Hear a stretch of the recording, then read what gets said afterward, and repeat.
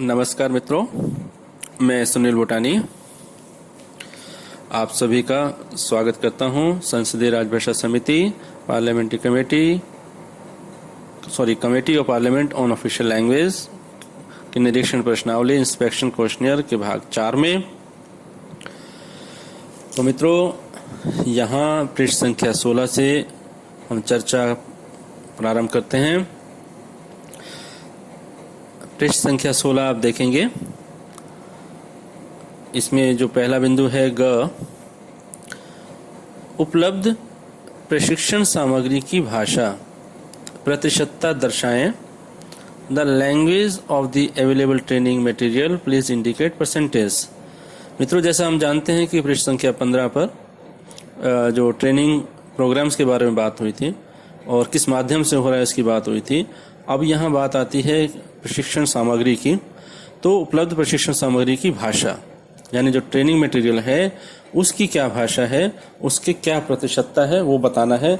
इसमें जो विकल्प हैं द्विभाषी, हिंदी, अंग्रेजी, अन्य भाषा, bilingual, Hindi, English, other language. यानी जो हमने ट्रेनिंग मटेरियल बनाया है वो द्विभाषी है तो उसका क्या प्रतिशत है, और हिंदी में है तो उसका क्या प्रतिशत है, अंग्रेजी में है तो उसका क्या प्रतिशत है, और यदि अन्य किसी भाषा में ट्रेनिंग मटेरियल है तो उसका कितना प्रतिशत है, ये आपको देना है।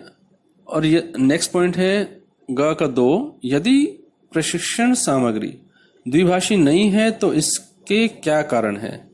If the training material is not bilingual, what are the reasons thereof. तो मित्रों, यदि अगर आप जानते हैं कि जो प्रशिक्षण सामग्री द्विभाषी रूप में होने चाहिए, क्योंकि हम केंद्र सरकार के कार्यालय में काम करते हैं, तो जो भी इस तरह के ट्रेनिंग मटेरियल होंगे वो निश्चित रूप से हिंदी और अंग्रेजी दोनों में उपलब्ध होने चाहिए। और यदि इसके अलावा अन्य भाषाओं, क्षेत्रीय भाषाओं, जो स्थानीय भाषाओं में रहते हैं तो बहुत अच्छी बात है, लेकिन द्विभाषिकता की स्थिति तो होनी ही चाहिए। तो इसलिए यह पूछा गया कि यदि प्रशिक्षण सामग्री द्विभाषी नहीं है तो इसका क्या कारण है। तो उसको आपको कारण स्पष्ट करना होगा। यदि ऐसा नहीं है तो क्या केवल अंग्रेजी में उपलब्ध प्रशिक्षण सामग्री को हिंदी में तैयार कराया जा रहा है। Whether the training material available in English only is being prepared in Hindi। तो उन्होंने कहा कि यदि आपका ट्रेनिंग मटेरियल जो है पूरा का पूरा अंग्रेजी में है तो क्या आप उसी मटेरियल को आप हिंदी में तैयार करवा रहे हैं। तो इसके बारे में आपको स्थिति स्पष्ट करनी है। और यदि हाँ, तो इस कार्य को कब तक पूरा कर लिया जाएगा। यदि आपका ट्रेनिंग मटेरियल सारा अंग्रेजी में है और आपको इसको हिंदी में तैयार करवा रहे हैं, यानी ट्रांसलेट करा रहे होंगे, और यदि हाँ तो इस कार्य को कब तक पूरा कर लिया जाएगा। ठीक है। और अगर पहले से ही है तो ठीक है, और अगर कुछ हो गया है, कुछ रह गया है, और अगर रह गया है तो कब तक पूरा कर लिया जाएगा, उसके बारे में आपको बताना है। और जो आप बताएंगे वो आपका आश्वासन के तौर पर जो है वो रिकॉर्ड हो जाएगा कि आप प्रशिक्षण सामग्री को इस समय की अवधि में आप करवा लेंगे और उसको आपको पूरा करके मान्य समिति को अवगत कराना होगा। अगला बिंदु है घ डी, क्या प्रशिक्षण संस्थानों में हिंदी माध्यम से प्रशिक्षण दिए जाने संबंधी राजभाषा विभाग के आदेशों का समुचित पालन हो रहा है। Whether the orders of the Department of Official Language in respect to imparting training through Hindi medium in the training institutes are being complied with। तो इसमें जो भी आपकी स्थिति हो उसके अवगत कराइए, और यदि ऐसा नहीं कर रहे हैं तो उसका कारण बताइए। अगला है राजभाषा विभाग के आदेशों के अनुसार हिंदी माध्यम से प्रशिक्षण दिया जाना कब तक शुरू कर लिया जाएगा। तो आदेशों के साथ एक स्टार लगा है और संदर्भ दिया गया है कार्यालय ज्ञापन 6 मई 2092 का, जिसमें एक आ गया होगा हिंदी के माध्यम से प्रशिक्षण दिए जाने की बात। तो उसका जो है आदेश का पालन कब तक कर लिया जाएगा, उसके अनुसार जो है as per the orders of the department of official language by what time imparting of training through Hindi medium will be started. तो ये आपको बताना होगा। पृष्ठ संख्या 17, पॉइंट नंबर 7, लिपिक टाइपिस्ट, क्लर्क टाइपिस्ट। तो जो लिपिक और टाइपिस्टों की स्थिति के बारे में, उनकी टाइपिंग ज्ञान के बारे में यहाँ पर जानकारी मांगी गई है। कुल संख्या, टोटल नंबर कितने हैं आपके यहाँ पर, लिपिक, क्लर्क और टाइपिस्ट जो हैं वो आपके पास कितने हैं, उनकी संख्या जिनसे टाइपिंग का काम अपेक्षित है। Number of those who are required to do typing, जो लिपिक टाइपिस्ट आपके पास हैं उनमें से कितनों से यह अपेक्षा की जाती है कि वो टाइपिंग कार्य करें। संभवतः सभी होंगे। और अगला है, राजभाषा विभाग द्वारा जारी वार्षिक कार्यक्रम में निर्धारित लक्ष्य के अनुसार हिंदी टाइपिंग जानने वालों की अपेक्षित संख्या। Number of typist required to know Hindi typing as per the annual programme issued by the department of official language. यानी टोटल संख्या हमारे पास आ गई, उनमें से टाइपिंग किन किन से करवाई जानी अपेक्षित है वो उनकी संख्या आ गई। उसके बाद फिर ये आ गया कि जो हिंदी टाइपिंग जानने वालों की जो एक परसेंटेज निर्धारित की गई, लक्ष्य निर्धारित किया गया वार्षिक कार्यक्रम में, उसके अनुसार कितनी संख्या बनती है आपकी। अगर 100% का है तो फिर सारे आ जाएंगे, और अगर जो भी प्रतिशत वहां दिया है वो आपको यहाँ पे बताना होगा। कंप्यूटर पर हिंदी में काम करने में सक्षम लिपिकों की संख्या। Number of clerks who are competent to do work in Hindi on computer, तो उनकी संख्या हमें देनी है यहाँ पे। हिंदी टंकण का प्रशिक्षण पाने वालों की संख्या। Number of those undergoing training in Hindi typing, यानी हिंदी टंकण का प्रशिक्षण जो है कितने लोगों को दिया गया है, जो कुल संख्या दी गई है उनमें से कितने लोगों को हिंदी टाइपिंग का आपने ट्रेनिंग दिया है। अधिकतर हिंदी में कार्य करने वालों की संख्या। Number of those who do most of their work in Hindi, यानी जो हमारे पास लिपिक टाइपिस्ट कुल संख्या जो हमारे पास है, तो उनमें से अधिकतर जो काम हिंदी में करते हों ऐसे जो लिपिक टाइपिस्टों की संख्या कितनी है वो हमें लिखनी है। कभी कभी हिंदी में काम करने वालों की संख्या। Number of those who do their work occasionally in Hindi, यानी जो अधिकतर करते हैं, और यहाँ पर आया कि जो कभी कभी करते हैं। तो जो कुल संख्या है उसमें से कितने यहाँ 6 नंबर में आते हैं, कितने 7 नंबर में आते हैं, ये हमें देखने की आवश्यकता है, और उसकी संख्या में यहाँ पर वो लिखेंगे। अगला है आशुलिपिक, 8 नंबर। आशुलिपिक मतलब स्टेनोग्राफर। जैसे ऊपर लिपिक और टाइपिस्ट के बारे में ये जानकारी मांगी गई थी, उसी तरीके से आशुलिपिकों के संबंध में भी ये जानकारी मांगी गई है, और बिल्कुल ऊपर की तरह ही ये जानकारी नीचे हमें देनी है। वहां पर लिपिक टाइपिस्ट की बात थी और यहाँ आशुलिपिक की बात है, जो कि स्टेनोग्राफर जिन्हें हम कहते हैं उसकी बात है। ठीक है मित्रों, तो अब आते हैं पृष्ठ संख्या 18, पेज नंबर 18 पर। पॉइंट नंबर 9, क्या राजभाषा विभाग द्वारा जारी निर्देशों के अनुसार हिंदी जानने वाले लिपिकों आशुलिपिकों का पूरा उपयोग हिंदी टाइपिंग, हिंदी आशुलिपि कार्य के लिए हो रहा है? Whether the services of Hindi knowing clerks, stenographers are being utilized fully for Hindi stenography / typing as per the directives issued by the Department of Official Language। तो जो यहाँ डायरेक्टिव्स और यहाँ निर्देशों के साथ जो एक स्टार लगाया गया है, उसका जो संदर्भ दिया गया है जिसमें ये निर्देश दिए गए हैं, वो संदर्भ है 17 जुलाई 1990 के कार्यालय ज्ञापन का, जो कि फुटनोट में दिया हुआ है। तो हमें यहाँ पर इस स्थिति के बारे में बताना है कि हम उनकी सर्विसेज का पूरी तरह से उपयोग कर रहे हैं अथवा नहीं कर रहे हैं। यदि नहीं कर रहे हैं तो इसका क्या कारण है, तो वो हमें बताना होगा। If not, give the reason thereof. तो अगर हम उनकी जो स्किल है उसका पूरी तरीके से उपयोग कर रहे हैं या नहीं कर रहे हैं, और अगर नहीं कर रहे हैं तो उसका कारण बताना होगा। अगला बिंदु है 10, पॉइंट नंबर 10, क्या ऊपर मद संख्या 7 व 8 में दिखाए गए शेष कर्मचारियों के प्रशिक्षण के लिए कोई कार्यक्रम बनाया गया है? यदि हाँ तो इसका विवरण दें। 7 और 8 की अगर हम बात करें तो इसमें क्या है, लिपिक टाइपिस्ट और आशुलिपिक आते हैं, जो कि पेज नंबर 17 पर है। तो उसमें उस संदर्भ में ये बात पूछी जा रही है कि जैसे हिंदी टाइपिस्ट जो आपके जो क्लर्क हैं, टाइपिस्ट हैं और आशुलिपिक हैं, जो स्टेनोग्राफर हैं, उनमें से जो अगर कोई ट्रेनिंग के लिए शेष हैं, तो क्या उनका कोई कार्यक्रम बनाया गया है ट्रेनिंग के लिए? और यदि बनाया गया है तो उसके बारे में बताइए। और अगर किसी की ट्रेनिंग ड्यू है तो उसकी ट्रेनिंग के लिए आपके पास क्या कार्यक्रम है उसके बारे में आप बताएंगे। अगला बिंदु है 11, राजभाषा नीति के कार्यान्वयन तथा अनुवाद कार्य आदि करने वाले पूर्णकालिक अधिकारियों कर्मचारियों से संबंधित सूचना। Information regarding full-time officers, employees who are engaged on implementation of the official language policy and translation work, etc. तो मित्रों यहाँ पर जो है मुख्य रूप से जो अनुवाद करने वाले हैं राजभाषा नीति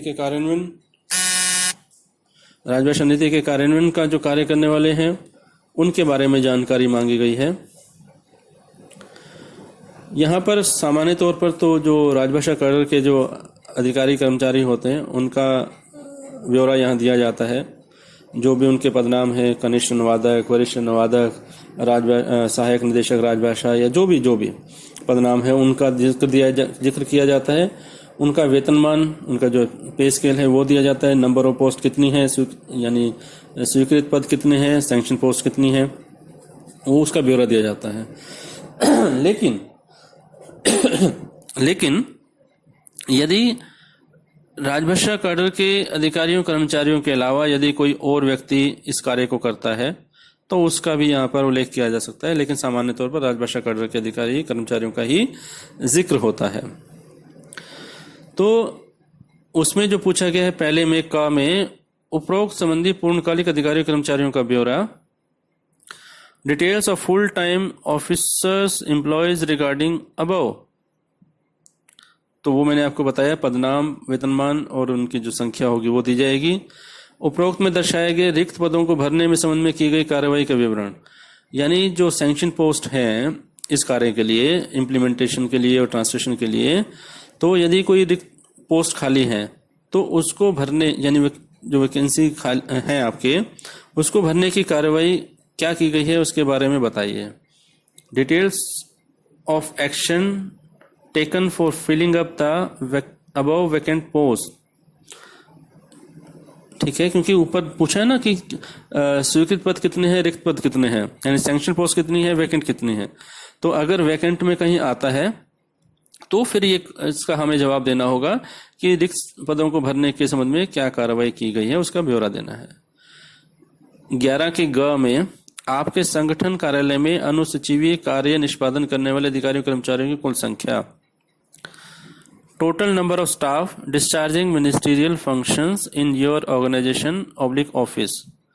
तो यहाँ पर हमें बताना है कि जो हमारे कार्यालय में, हमारे संगठन में जो मिनिस्ट्रियल कार्य करने वाले जो लोग हैं, मिनिस्ट्रियल फंक्शंस, जो अनुसचिवीय कार्य करने वाले लोग हैं, अधिकारी हैं, कर्मचारी हैं, उनकी संख्या कितनी है वो हमें यहाँ पर बतानी है। मैं यहाँ पर बताना जरूरी समझता हूँ कि इस संख्या के पूछने का कहीं ना कहीं उद्देश्य ये है कि जो आपका कार्यालय है उसमें उसकी जो अधिकारी कर्मचारी जो अनुसूची में कार्य करते हैं उनकी संख्या पर निर्भर करता है कि आपके कार्यालय में राजभाषा कैडर से संबंधित पद कितने होंगे। उसकी संख्या पर निर्भर करता है कि कनिष्ठ अनुवादक होगा, वरिष्ठ अनुवादक होगा, सहायक निदेशक राजभाषा होगा, उससे ऊपर के अधिकारी होंगे। ये आपके यहाँ के जो अनुसूची में कार्य करने वाले जो अधिकारी कर्मचारी हैं उनकी कुल संख्या पर निर्भर करता है। तो अगला है डी, क्या विद्यमान पद राजभाषा विभाग द्वारा निर्धारित मानदंडों के अनुसार सृजित किए गए हैं? Whether the existing posts are in accordance with the norms laid down by the Department of Official Language। तो नॉर्म्स मानदंडों के साथ जो है 2 स्टार दिए गए हैं, जिसमें संदर्भ है 5 अप्रैल 1989 के कार्यालय ज्ञापन का, ठीक है, जिसमें कि हिंदी पदों के सृजन के संबंध में जानकारी दी गई है, मानदंड दिए गए हैं कि किस कार्यालय, यानी जैसे उदाहरण के तौर पर मैं कहूं कि जिस किसी कार्यालय में 25 जो हैं अधिकारी कर्मचारी जो हैं अनुसूची में कार्य करते हैं तो वहां पर एक कनिष्ठ अनुवादक का पद होना चाहिए। तो इसी तरह से जो है एक मानदंड है, तो उसके संदर्भ में कहा गया कि जो राजभाषा विभाग के जो निर्धारित मानदंड हैं, जो नॉर्म्स हैं, उसके हिसाब से आपके पद सृजित आपने किए हैं अथवा नहीं किए हैं। तो यानी ऊपर हमने बता दिया टोटल नंबर कितने हैं इस तरह के लोग, और फिर उस हिसाब से नॉर्म्स को हम देखेंगे तो हमारे जो है उस संख्या के हिसाब से और मानदंड के हिसाब से उस जो पद हैं वो सृजित हुए हैं या नहीं हुए हैं। अगर नहीं हुए तो फिर आपको उस पर कार्रवाई करनी होगी। तो यही बात आगे कही गई है ड़ में, ई में। यदि नहीं तो इस संबंध में क्या कार्रवाई की जा रही है। If not, what action is being taken in this regard. ठीक है, यदि मानदंडों के अनुसार हमने हिंदी पदों का सृजन नहीं किया है तो इस संबंध में क्या कार्रवाई की जा रही है, इसके बारे में हमें बताना होगा। तो अब हम आते हैं पृष्ठ संख्या 19, पेज नंबर 19 पॉइंट नंबर 12, विधि संबंधी सूचना। यह सूचना संबंधित मंत्रालय विभाग से प्राप्त करने के बाद दी जाए। Legal information, this information may be given after obtaining the same from the concerned ministry department। तो मित्रों, यदि हम मंत्रालय विभाग से संबंधित नहीं है सीधे तौर पर, हम किसी अधीनस्थ कार्यालय में हैं, किसी अंडरटेकिंग में हैं, कॉर्पोरेशन में हैं, स्वायत्त संस्था में हैं, तो हम जो ये जानकारी मांगी गई है, ये जानकारी हम अपने जो प्रशासनिक हमारा जो मंत्रालय है, विभाग है, वहां से हम इसकी जानकारी लेकर के इसमें भरेंगे। तो इसमें पहला क्या पूछा गया है, क साहित्य, नियम उपनियम, लिटरेचर, रूल्स, बायलॉज, कि कोई नियम जो रूल्स हैं, कोई उपनियम हैं वो बनाए गए हैं क्या, उसके बारे में जानकारी पूछी गई है। उसी में ही सब पॉइंट करके लिखा गया है। पिछले 3 वर्षों के दौरान मंत्रालय, विभाग अथवा कार्यालय द्वारा जारी किए गए अधिनियमों व उनके अंतर्गत बनाए गए नियमों उपनियमों के प्राधिकृत पाठों की संख्या। Number of acts issued by ministry, department or office during the last 3 years and the authenticated text of the rules, bylaws framed under them। तो ये पूछा गया कि पिछले 3 सालों में जो मंत्रालय है, विभाग है, उन जो कार्यालय है, उनके द्वारा जो जारी किए गए अधिनियम यानी एक्ट्स वगैरह है, या उन एक्ट्स के अंतर्गत कोई नियम जो रूल्स हैं या कोई बायलॉज वगैरह बनाए गए हैं, तो उसके जो प्राधिकृत पाठ है, जबकि हम जानते हैं कि उसके प्राधिकृत पाठ अंग्रेजी के में होते हैं, तो उनकी संख्या के बारे में पूछा गया है। ठीक है, अगला है, इनमें से कितने अधिनियमों के हिंदी पाठ इस कार्यालय में उपलब्ध हैं। Out of those Hindi text of how many acts are available in this office. यानी जो एक्ट ऊपर हम बात की कि जो बनाए गए हैं, उसके अंतर्गत जो नियम और उपनियम बनाए गए हैं और उनके प्राधिकृत पाठों की संख्या पूछी गई है, और फिर इसमें से कहा कि इनमें से हिंदी पाठ हमारे पास कितने के अवेलेबल हैं, वो हमें बताना है।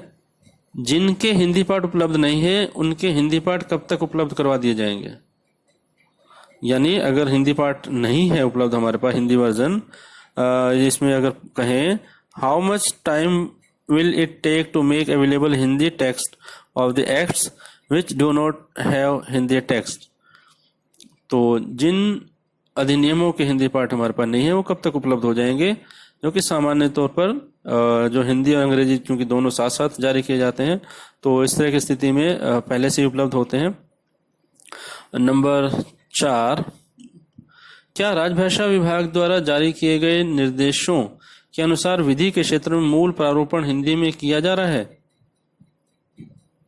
यहां पर भी निर्देशों के साथ एक स्टार लगाया गया है, जिसमें संदर्भ दिया गया है राजभाषा विभाग के कार्यालय ज्ञापन दिनांक 26 नवंबर 1990 का, जिसमें ये अपेक्षा की गई है कि मूल रूप से जो है ड्राफ्ट विधि के क्षेत्र में भी, लॉ के क्षेत्र में भी हिंदी में तैयार किया जाए।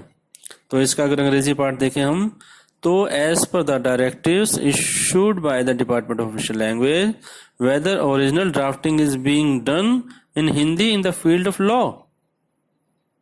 तो इसके बारे में आपको बताना है कि क्या जो है विधि के क्षेत्र में जो ओरिजिनल ड्राफ्टिंग है वो हिंदी में हो रही है क्या, उसके बारे में आपको बताना है। अगला है ख यानी बी 12B 12 ख अध्यादेश। पिछले 3 वर्षों के दौरान जारी किए गए अध्यादेशों की कुल संख्या।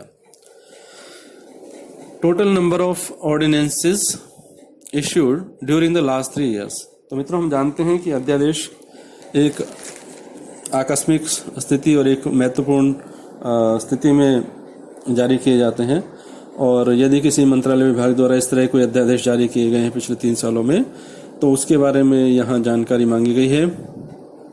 और साथ में ये पूछा गया कि हिंदी में, अंग्रेजी में, द्विभाषी में, यानी पहले तो कुल कितने जारी किए गए अध्यादेश, और उनमें से केवल अंग्रेजी में कितने किए गए, केवल अंग्रेजी में कितने किए गए, केवल हिंदी में कितने किए गए, और द्विभाषी रूप में कितने जारी किए गए।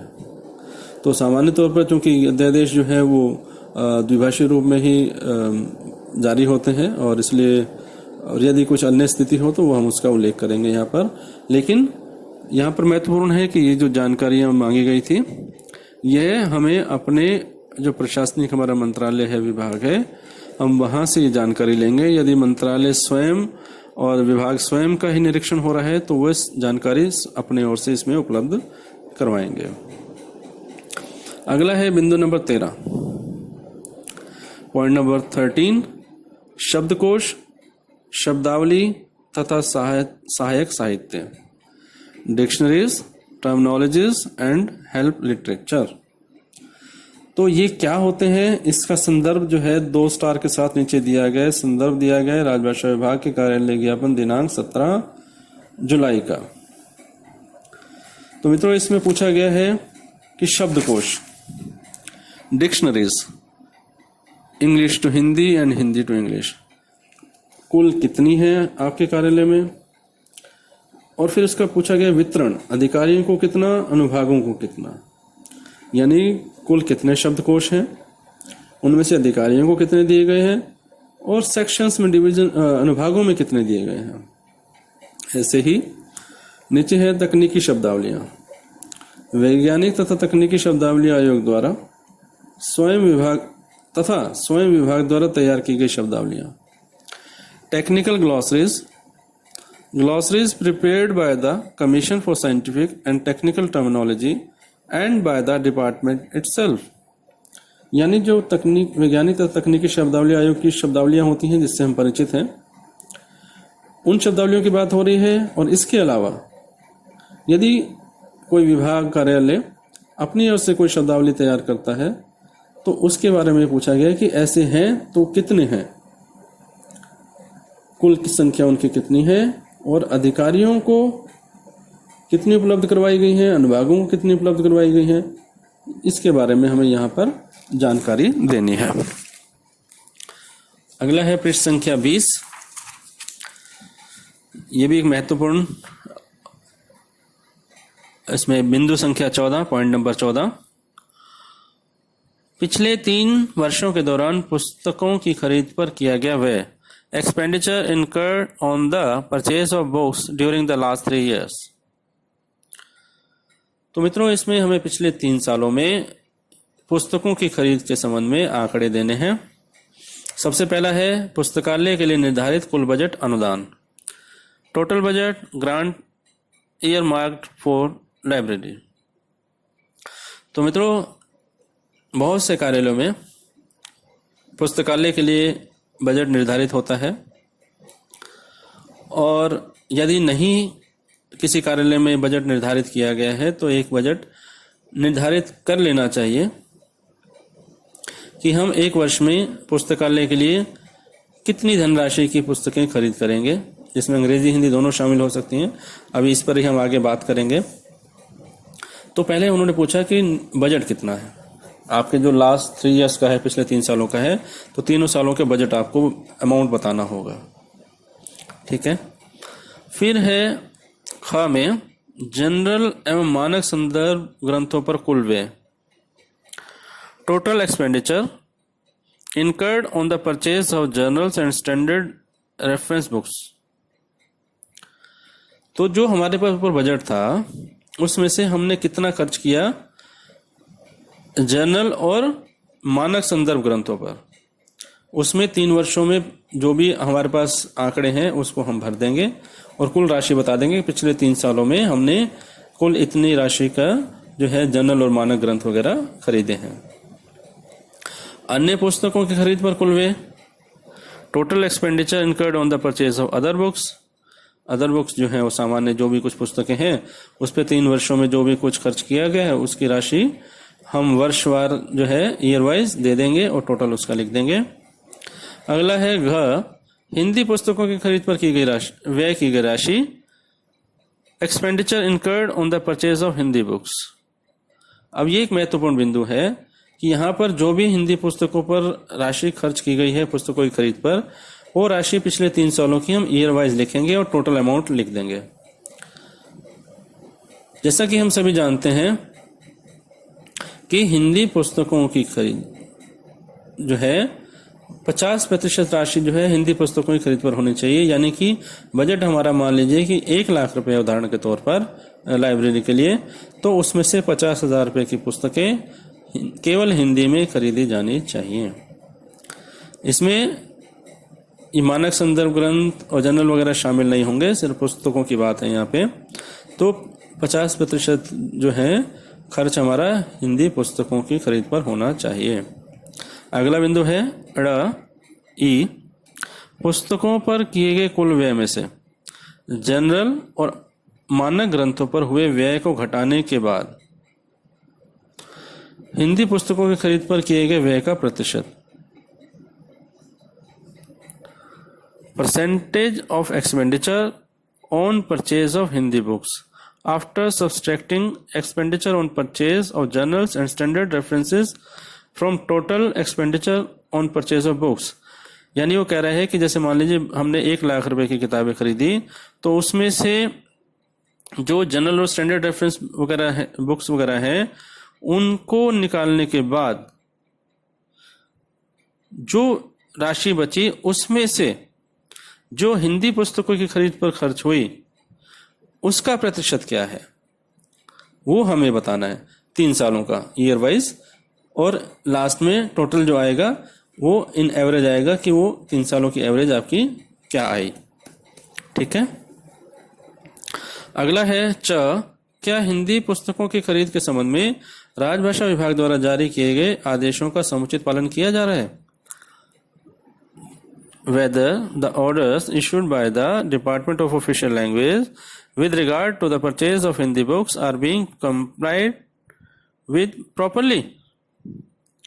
तो मित्रों, जैसे मैंने अभी बताया था आपको कि राजभाषा विभाग के जो निर्देश हैं वो ये कहते हैं, आदेश ये कहते हैं कि 50% जो है हिंदी पुस्तकों पर राशि खर्च होनी चाहिए। तो यहाँ पर आदेशों के साथ एक स्टार मार्क है और यह संदर्भ जो दिया है वो 17 जुलाई 1992 के कार्यालय ज्ञापन का दिया गया, जिसमें 50% हिंदी पुस्तकों की खरीद के संबंध में ये बात कही गई है। और यदि ऐसा नहीं किया गया तो इसका कारण क्या है वो आपको बताना होगा कि अगर आप ऐसा नहीं कर रहे हैं तो क्यों नहीं कर रहे हैं। अगला है ज, क्या राजभाषा विभाग द्वारा जारी वार्षिक कार्यक्रम में हिंदी पुस्तकों की खरीद के लिए निर्धारित लक्ष्य को इस वर्ष में प्राप्त कर लिया जाएगा। जैसा कि 50% का जो निर्धारित लक्ष्य है, अगर वो आपने प्राप्त नहीं किया है तो क्या आप उस लक्ष्य को इस वर्ष में, यानी जिस वर्ष में आपका इंस्पेक्शन हो रहा है, निरीक्षण हो रहा है, उसमें आप प्राप्त कर लेंगे? तो आपको अपना जवाब देना है। और आगे है, यदि नहीं तो ये लक्ष्य आप कब तक प्राप्त कर लेंगे। यानी अगर आप उसी साल में नहीं कर सकते हैं किसी कारणवश, तो आप बताएंगे कि आप कब तक कर सकते हैं। तो फिर उसके ऊपर जो समिति, मान्य समिति जो है अपना निर्णय करेगी कि जो आप एक निर्धारित एक सीमित अवधि में आप उसको लक्ष्य को प्राप्त कर लें, वो आपको निर्देश प्रदान करेंगे। तो मित्रों, पृष्ठ संख्या 20 तक हमने किया और मुझे उम्मीद है कि इस ऑडियो के माध्यम से आपको काफ़ी जानकारी मिली होगी। और आगे अगले भाग में हम पृष्ठ संख्या 21 से आगे की जो है कार्रवाई, जो चर्चा है वो जारी रखेंगे। तब तक के लिए नमस्कार, धन्यवाद।